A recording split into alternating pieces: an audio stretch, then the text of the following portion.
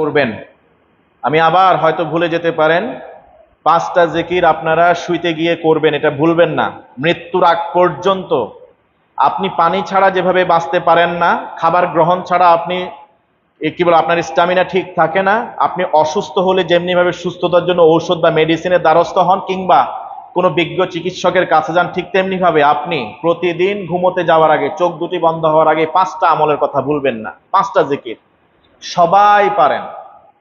আল্লাহ রাসূল সাল্লাল্লাহু আলাইহি ওয়াসাল্লামের অসংখ্য সহিহ হাদিস থেকে প্রমাণিত এই 5টা জিকির সম্বলিত এই কথাগুলি পড়ে যদি আপনি ঘুমান, আল্লাহ তাআলা সারা দিনের গুনাহ ওই ঘুমাইতে যাওয়ার আগে ক্ষমা করে দেন।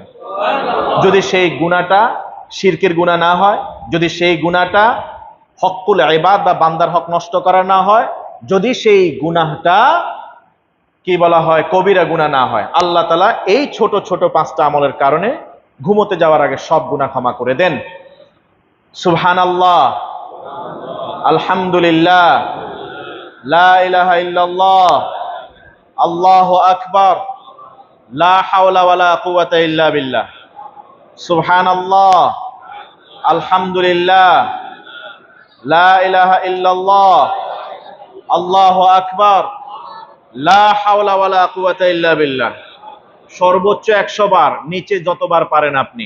হাদিসে বিভিন্ন সংখ্যার কথা উল্লেখ আছে, কিন্তু যদি আপনি 33 বার করতে চান সুবহানাল্লাহ, আলহামদুলিল্লাহ, আল্লাহু আকবার 34 বার ঘুমাতে যাওয়ার সময়। আর নামাজের 5 ওয়াক্তের পরে যে আমরা পড়ি 33 এই বৈপরীত্যটা মাথায় রাখবেন। আমরা এখানে পেঁচিয়ে ফেলি, একটা হলো সুবহানাল্লাহ 33, আলহামদুলিল্লাহ 33, আল্লাহু আকবার 33। আর এক হাদিস আছে সুবহানাল্লাহ 33, আলহামদুলিল্লাহ 33, আল্লাহু আকবার 34। এইটা ভিন্ন আছে আমলের ক্ষেত্রে। 5 ওয়াক্ত নামাজের পরে যখন আমরা এই তাসবিহগুলি পড়ি